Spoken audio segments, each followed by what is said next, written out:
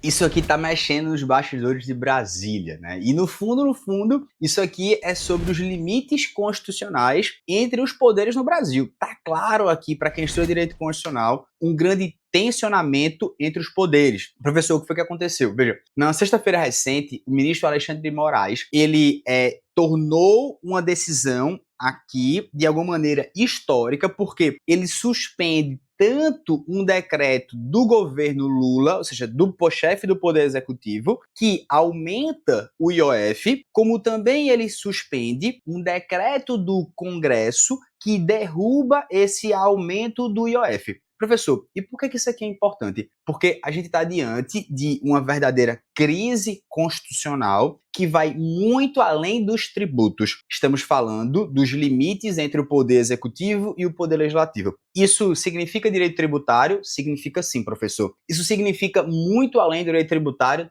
Também, e é isso que eu vou te explicar aqui. Bom, eu me chamo Felipe Duque, sou seu professor aqui no Estratégia de Carreira Jurídica. É uma grande satisfação estar aqui com os senhores. Na verdade, não tem alegria maior do que pegar temas complexos e deixá-los de maneira simples para que você entenda. É isso que a gente faz aqui no Estratégia Carreira Jurídica. É eu, né, que trabalho como professor aqui no Estratégia Carreira Jurídica e também como procurador da Fazenda Nacional, que quero te explicar tecnicamente essa decisão do Supremo, muito importante, e que isso impacta não só o nosso dia a dia, o nosso bolso e também a jurisprudência, para que a gente saiba o que cai nas provas e fazer com que isso aqui esteja atentos os seus olhos para que você não erre em provas objetiva, discursiva e prova oral. Muita atenção, provas de magistratura e muita atenção, provas de procuradorias, tá? Esse assunto, ele é muito relevante. E aí, veja, se você não se inscreveu aqui no canal, aproveite para se inscrever, né? De verdade, comente aqui alguma coisa, porque, caramba, dá um trabalho danado. Aqui mesmo eu vou colacionar aqui, ó, uma decisão. Essa decisão teve 24 páginas e a gente teve a inicial aqui da União, vou colocar mais de 42 páginas, em que eu tô te explicando, associada a inúmeras notícias de jornal, que sai dizendo assim, as fofocas,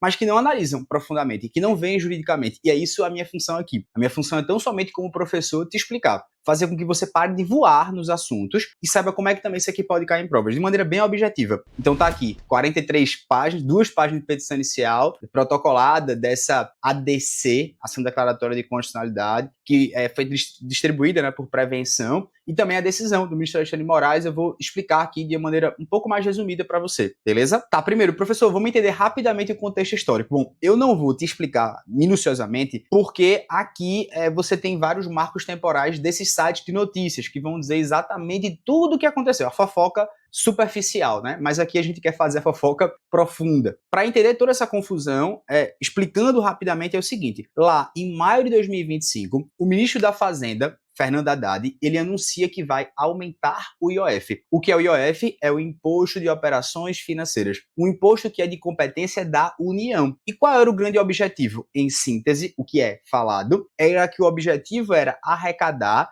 cerca de 25 bilhões de reais em 2025 e 41 bilhões de reais em 2026. Professor, isso aqui ele falou, isso aqui são fontes de notícias, tá? Mas é no fundo aqui onde toda essa coisa fica interessante. Porque o IOF, ele não é um imposto qualquer. Ele tem uma natureza especial na nossa Constituição Federal. Enquanto a maioria dos impostos, ele precisa de uma lei, vamos dizer assim, para ser alterado, o IOF, ele pode ter as suas alíquotas mudadas diretamente pelo chefe do Poder Executivo através de um decreto, através de um ato infralegal. Por quê, professor? Porque o IOF, ele tem uma natureza, uma função predominantemente extrafiscal. Ou seja, ele não serve apenas para arrecadar dinheiro, que seria uma função fiscal, mas ele serve principalmente para regular o mercado financeiro. É como se fosse uma ferramenta de política econômica nas mãos do governo. Ou seja,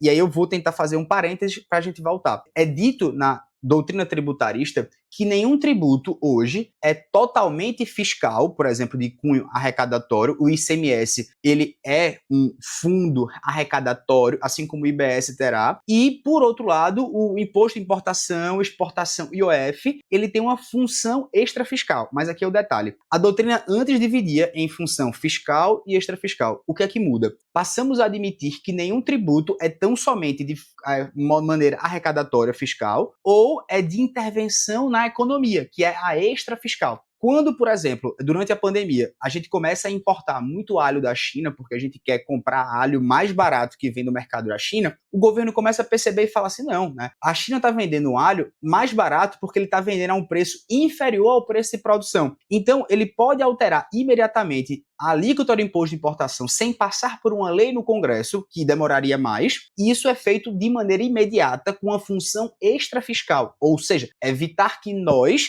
importemos alho da China e também evitar que haja um ato danoso à economia nacional, por exemplo. Só que nenhum tributo, novamente, tem função totalmente fiscal ou totalmente extrafiscal. É dito hoje que há uma função predominante. Por quê? Quando o IOF tem uma função predominantemente extrafiscal, que ou seja, intervir na economia, de alguma maneira ele também arrecada. Isso é fato. Bom, mas o que aconteceu? O Congresso ele não gostou desse aumento. Em junho, tanto a Câmara quanto o Senado, eles se mobilizaram e no dia 25 de junho aprovaram um decreto legislativo sustando, ou seja, anulando esses decretos presidenciais. E foi uma votação bem esmagadora. Foi 300 e poucos votos contra 90, coisa assim. Então, passou. Professor, mas qual é o embate jurídico? E agora vem a parte mais interessante do ponto de vista jurídico. Nós temos duas teses completamente opostas e ambas elas invocam a Constituição a seu favor. Do lado do governo, vamos dizer assim, da Advocacia Geral da União, este órgão ao qual eu integro, e aqui novamente eu falo como professor, eu não falo aqui enquanto membro, eu não falo aqui no exercício da função, eu falo com liberdade de cátedra, falando novamente como professor. Disclaimer e volta para o caso. A AGU, ela argumenta que o artigo 153,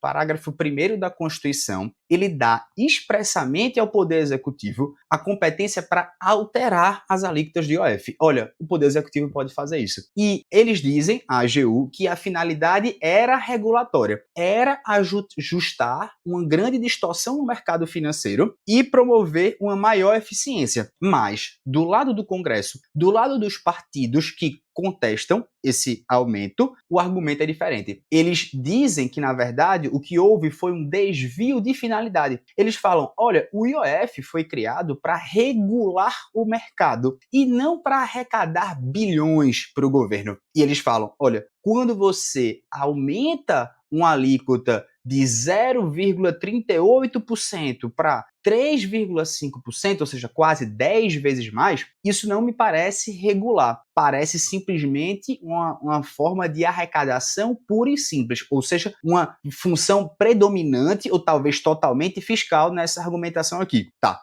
mas nós temos um problema jurídico ainda mais complexo. Por quê? Porque o Congresso ele usou o artigo 49, inciso 5º da Constituição, para sustar esses decretos. Esse artigo, de fato, ele permite ao Legislativo a anular atos do Executivo que exorbitem do poder regulamentar. Mas aqui está o grande nó. Os decretos do IOF, eles não são atos regulamentares comuns. Eles são o que a gente chama de decretos autônomos, porque eles têm uma base diretamente na Constituição. Então, é como se nós tivéssemos, em resumo, duas grandes competências constitucionais batendo de frente uma para outra. Primeiro, o poder do presidente de alterar IOF de alíquotas, isso que tem previsão na Constituição, ele pode fazer isso, versus o poder do Congresso de controlar certos excessos do Executivo. Tá, professor? E qual foi a decisão do ministro Alexandre de Moraes? Bom, o ministro Alexandre de Moraes, ele tomou uma decisão, basicamente, suspender tudo. Ele suspendeu tanto os decretos do governo quanto o decreto do Congresso. E a fundamentação dele foi, de certo modo,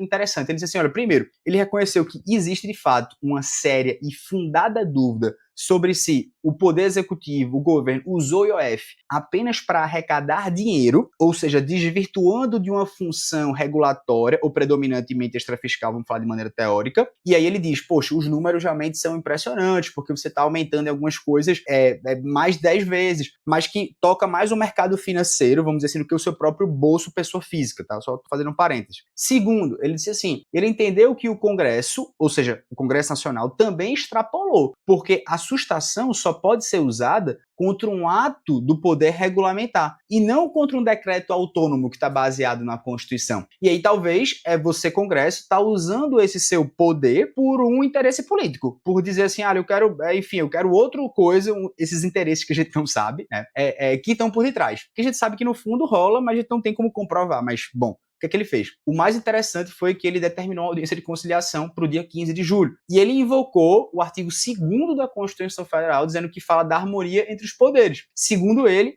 esse embate com sucessivas e reiteradas declarações antagônicas contraria o princípio constitucional. Tá, professor, mas quais são as implicações disso? Bom, vocês sabem, entenderam a dimensão? A gente não está falando somente de um imposto, a gente está falando de limites constitucionais de cada poder. Se prevalecer a tese do governo, isso significa que o presidente pode usar o IOF com mais liberdade, desde que consiga justificar essa finalidade também regulatória. E se prevalecer a tese do Congresso, os parlamentares ganham mais poder para controlar atos tributários do chefe do Poder Executivo, mesmo com previsão constitucional. E também tem uma questão prática importante, tá? Enquanto a decisão do Supremo estiver valendo, as alíquotas de IOF, elas voltam ao que era antes de maio. Isso significa, de certo modo, que não haverá ainda esse incremento arrecadatório. Para o mercado financeiro, há uma incerteza jurídica, isso aqui é um grande problema. As operações de crédito, de câmbio, até de investimento, elas precisam de previsibilidade, isso aqui vai estar aguardando o Supremo. Bom, e o que é que vem pela frente? Bom, a gente vai ver o que é que vem pela frente, né, diante de um acordo, se haverá uma alíquota menor, se o governo vai conseguir justificar a finalidade regulatória, enquanto também o Congresso vai ter que dizer por que ele fez isso, né, e qual foi a finalidade de fato. Bom, esse é um caso bem interessante, é uma grande zona cinzenta de interpretação. Vou colocar aqui os dois lados, tomara que você consiga entender, e eu acho que, enfim, é um caso que vale a pena de acompanhar, né, porque é muito mais do que simplesmente o aumento de IOF.